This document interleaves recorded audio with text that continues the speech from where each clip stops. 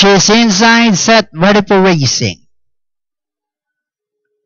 Racing, Jensen started. We have captain of the sea, Colby Boy, rushing about the outside, take the ground, and squeeze in between horses. The next online is Batang Carmona, while Biodata is the early trailer by about 6 lengths of the leader.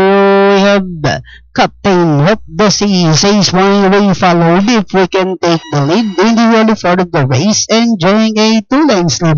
Esquis in second, and in third, Colby Boy. Batang Carmona, take the crown comes next, while Biodata is still racing in last. We have Captain of the Sea, enjoying a 4 lengths lead, and here comes Biodata, is sneaking at the inner rail. Then next online, Colby Boy. Batang Carmona, take the ground, rushing about the outside. At the fourth turn, with Captain of the Sea is still in control, leads by about 3 lengths, moving about the outside, take the crown, Biodata. Batang Carmona, Colby Boy comes next, as they swing for home. We have Captain of the Sea, enjoying a 4 lengths lead.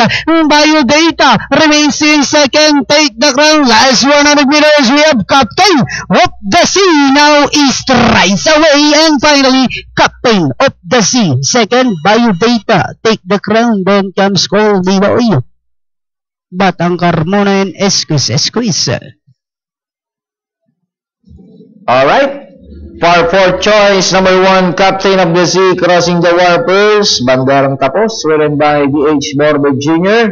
Then masisigundo yung number 6 na si Biodata. Panoorin natin replay itong race number 4.